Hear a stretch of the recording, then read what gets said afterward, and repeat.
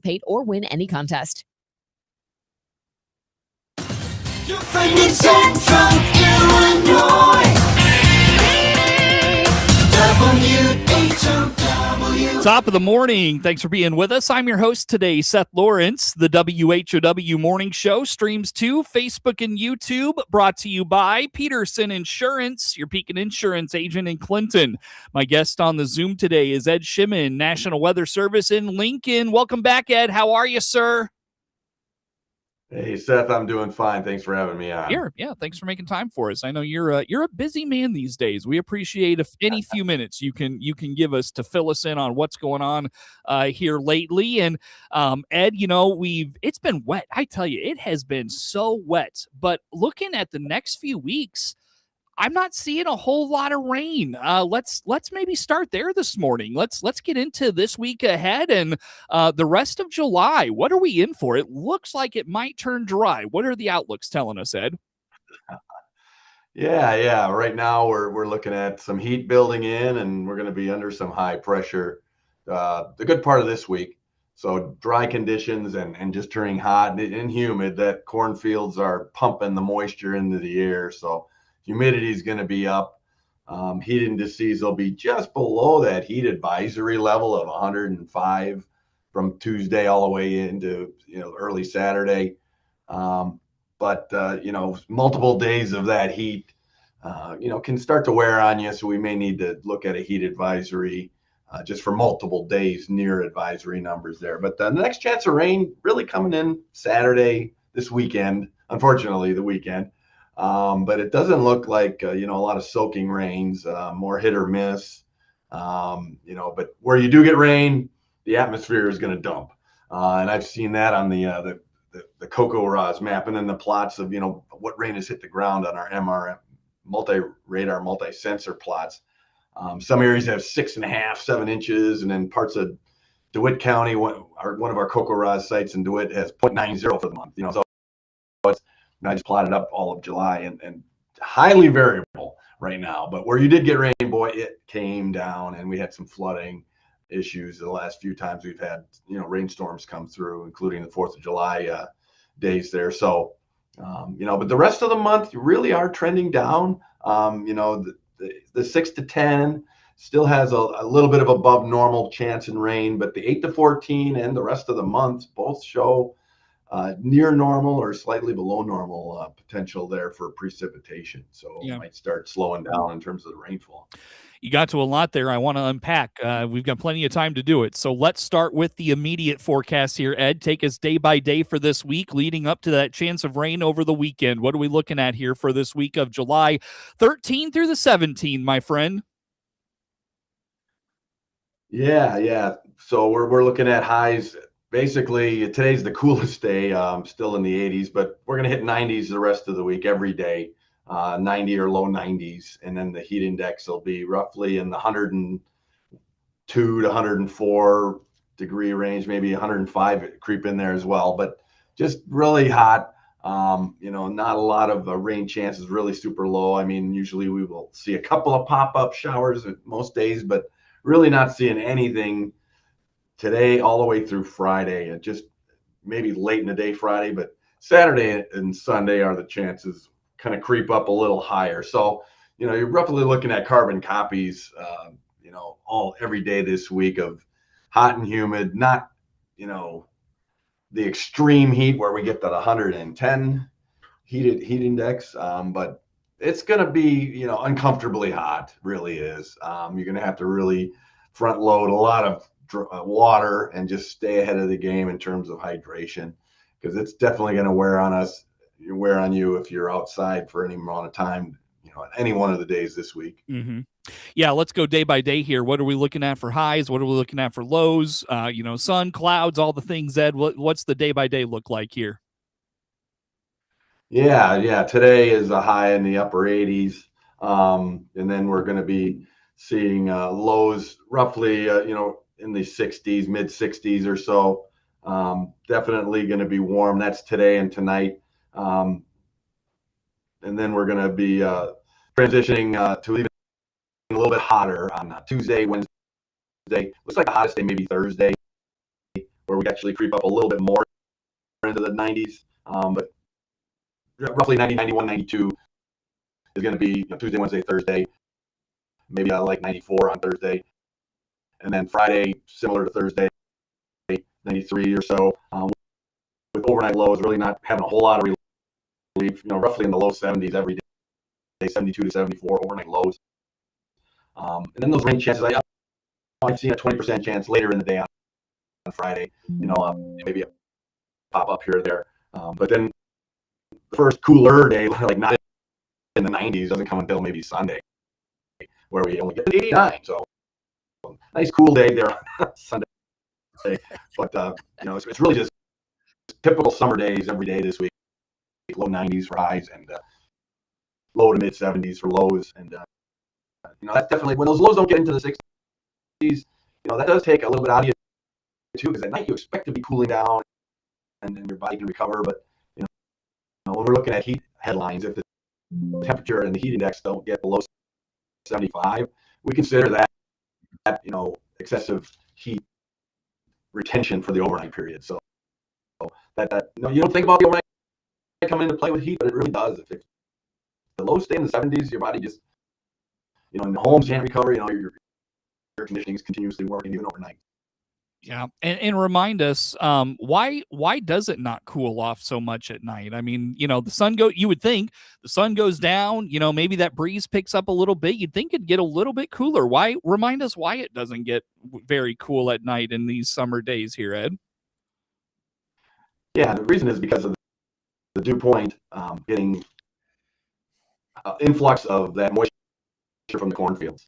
So, if we would have bare cornfield, farm fields right now, our dew point wouldn't be as high, and the low temperature is kind of driven by how much moisture is in the air, because the temperature of the air will cool to the dew point. Mm-hmm. And if our dew point 73, 74, and the dew point isn't mixing out, at night usually we'll see some drier air settle in.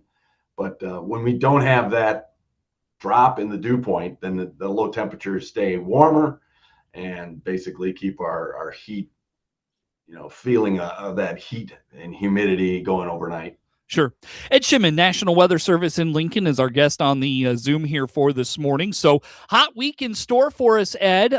You said maybe some rain chances over the weekend. What's the likelihood at this point of rain over the weekend? And then, I guess, parlay that into the rest of the month. What are the outlooks for the remainder of July telling us about potential moisture?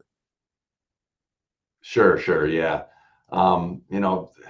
Even Friday, Saturday, Sunday, these are not like 60 to 80% chances of rain. We're really just fluttering with pop-up summertime thunderstorms, 20 to maybe up to 30% on Saturday. Friday's got a 15 to 20%, and even Sunday is kind of fleeting as well. So it's really just teetering on. Yeah, there's going to be some in the area, but really the bulk of your weekend is going to be dry. As we stay up into the low 90s there. So, and then as we look forward, that the 6 to 10 day outlook is above normal temperatures and a slightly above normal precipitation outlook. And that takes us through the 22nd. The 8 to 14, actually the temperatures drop back towards near normal, which is, in the mid 80s, 86 or 85 for normal highs. Precipitation drops back to near normal as well. So there's just showing a little bit of a less tendency for storm tracks to come through the area. And then as we finish out the month, the 25th of July, all the way through the 7th, that 3 to 4 week outlook, equal chances for temperatures with a little bit of a below normal signal just to our west in Iowa and Minnesota. So the heat really kind of spreads out to the East Coast and West Coast. And then precipitation wise, actually, they're starting to bring back in a little bit of an above normal signal for that last week of July into the first week of August. So, we may have a dry now towards the third week of July, but fourth week of July. But it looks like maybe some rain moving in for the early part of August there. All right. Very good. Ed, one thing I wanted to touch on with you here for this morning. By the way, one thing I want to keep on July before I move along here. I apologize for the squirrel moment there. One thing I want to touch on. What are normal highs? What are normal lows for July? Where are we at in terms of what that number should be? Where does it end the month at? How about some of those things, Ed? Sure. Yeah. July is kind of our steady state month. We start out with highs normally in the 86 category and a low in 64, and then we finish the month 85 and 63. So we're pretty much right in that mid 80s for highs and mid 60s for lows the whole month of July. Just because we're that the peak sun heating angle is in June on the 21st, and then it kind of the heat lags for about 30 days. You continuously have that solar influx to basically it takes about 30 days to realize the influx of the heat. So that's why July kind of is a steady state month there. Yeah, and what about sunrise sunset times? Do those vary drastically in July? Because, like you said, you've got is it the summer solstice? Is that what it is? The longest day of the year is in Right. June. What's it look like for July? Yeah. For sunlight, we start out the month right around 15 hours, and then we finish July, looks like at about 14 and a half hours of sunlight. So we only lose about 30 minutes in July, which isn't much. 14 and a half hours, pretty long sunlight. You've still got twilight, well up towards 9 o'clock or even a little after that. So, yeah, it's definitely very little change, only about 30 minutes of difference between July 1st and July 31st. Sure. Very good. I'll tell you what, Ed, let's wrap up this segment. You mentioned potential for some heat advisories, excessive heat warnings later in the week as this heat kind of goes along for the week. Remind us the difference for those. I know you touched on it a bit earlier. Break that down for us. What does each one mean, and what do we need to know about those when they come across the notification dial of our whether it's cell phones, the radio dial, we see it on the websites, whatever it is. What do we need to know there? Sure, yeah. What we're in traditional status looking at heat index, it's 105 of a heat index for the bulk of the afternoon, is our heat advisory levels. And then when we see 110 heat index for the big chunk of the afternoon, that's our extreme heat warning.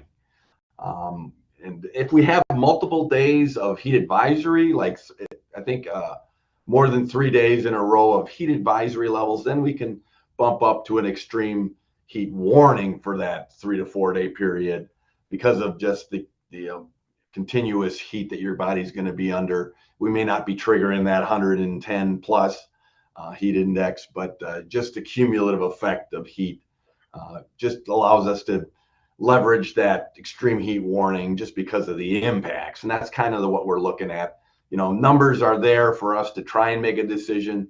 But if we're having multiple days of near heat advisory, that might be enough, if we coordinate and collaborate with our surrounding offices to maybe, get a heat advisory out there just to raise awareness. But even if we don't have an advisory, if you're in the sun and it's, heat indexes of 100, you're probably going to be feeling it. So don't wait only for that heat headline. Yeah. Just plan for heat. And if there's an advisory or not, just this week's really going to push your limits if you're outside doing any kind of activities at all. So just dial it back and plan for extra, water and electrolytes and getting into a cooling place as quickly as possible. Yeah. If you start to feel a headache or anything setting on, that might trigger, that heat exhaustion things. You said something to me when we talked before the 4th, I guess I didn't ever think about, is that, the longer heat goes on, it's kind of you mentioned it's kind of a cumulative thing where like your body over time, it has a hard time like catching up with the heat you've experienced, especially if you're not hydrating well and those sorts of things. Can you remind us of that? Yeah, exactly. So, you may think you're drinking enough, but if you feel thirsty, you are already dehydrated. So, if you're like, wow, man, I'm thirsty, you want to be drinking so that you never have to feel thirsty. But most of the time, we don't keep up with the loss of fluids because you just don't recognize it. You think like you're drinking a lot, but it may be just more than you used to do, and it's still not enough. Sure. So if you have day after day of a deficit, then that third or fourth day, you're just teetering on, if I just exert a little bit too much, then I can start to get a little bit of heat response and my body might start having some headaches, really intense headaches. Your body is basically telling you, you need water for your brain and all the organs to function. And that's what heat exhaustion is. It's like my body doesn't have enough fluids. Your eyesight, you start to get the headache. And if you get to the point where it's heat stroke, that means your organs don't have enough fluid to operate, which means that you'll stop sweating.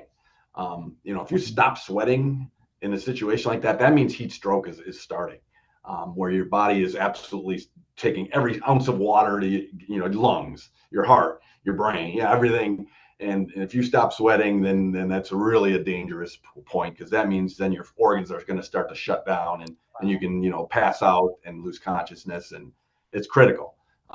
So you really want to just it's serious. Heat is the largest killer, weather-related killer by far. If we look at the last 10 years, 30 years, and just the last 5 years, heat kills more people because it's everywhere. It's not like a tornado that goes through or a windstorm that goes through. It's just in a large area. If you don't have heat, if you don't have electricity, something, it's just harder to get away from. And so many more people, die because of heat than any other weather-related, condition. I actually thought it was it was like cold weather that killed more people. I guess I didn't realize that it was heat though. So cold is right up there. It's in the top three too. Yeah. Yeah, sure. On that note, Ed, I've taken up way too much time. Let's break. Come back with some more. Ed Shimon, National Weather Service in Lincoln, is my guest on the Zoom. More to come with Ed on the morning show.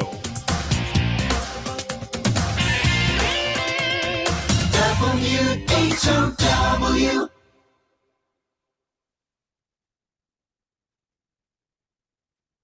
Let's check the opening numbers now at the Chicago Board of Trade on this Monday. I'm Jim Taylor on the RFD Radio Network. We start the day higher with corn and beans. Chicago wheat lower. September corn opening 443.5, up 4. December corn up 4 3/4, 465 3/4, and March corn 480.5, up 4 3/4. August beans 1197 1/4, up 5 1/2. September beans up 5 1/4, 1186 1/2, and November beans 1195 1/2, up 4 3/4.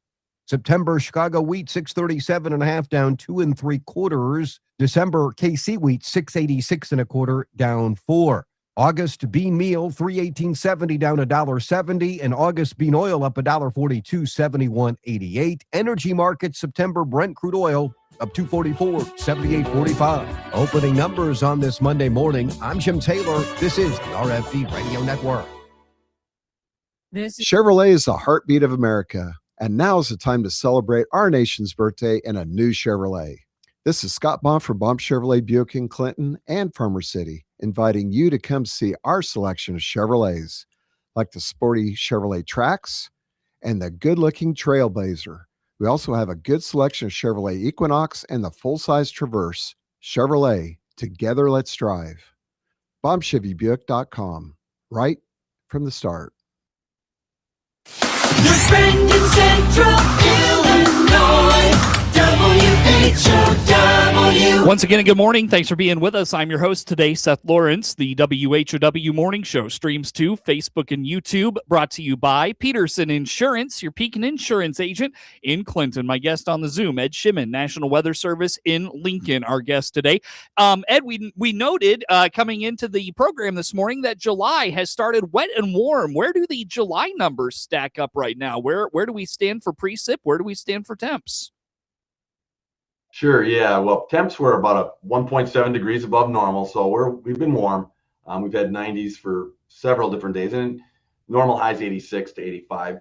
So we've been above normal almost every day this month. Just yesterday was the only day that was just a little below. Precip is really variable. Like right now in the Lincoln area, we're about 1.38 below normal here. And even the western part of DeWitt County is below normal. But the eastern part, and then you head into McLean, they're a little above normal, because they've gotten a 2.5 to 3 to 3.5 inches, in that corridor with Piatt County, I should say.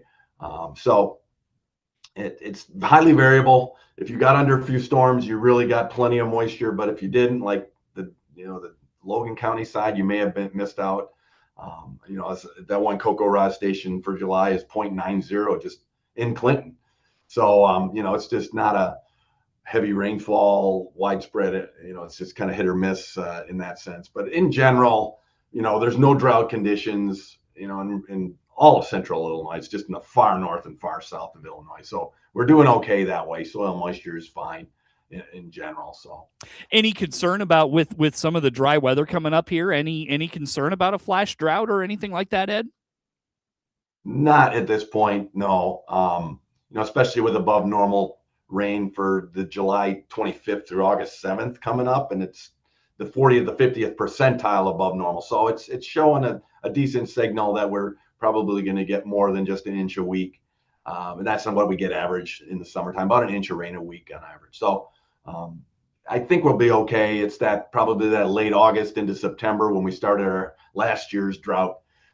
We'll have to keep an eye on that time frame for some flash drought conditions. But I think we'll be okay through early August. All right. Very quickly, Ed, can you give us an outlook on August through October? I can't believe we're already talking about the fall months, but can you give us an outlook for those? Sure. Yeah. August through October shows below normal temperatures.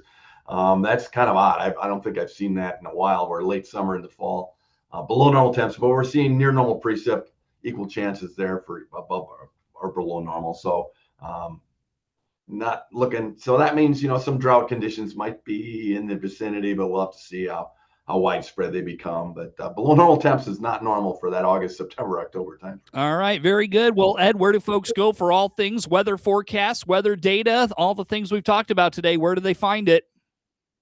Weather.gov/Lincoln. Ed, always good to talk to you, my friend. Thanks for making time for us.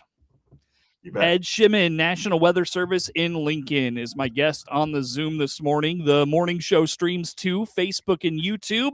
Brought to you by Peterson Insurance, your Pekin Insurance agent in Clinton. Network news comes your way next on the WHOW Morning Show. WHOW.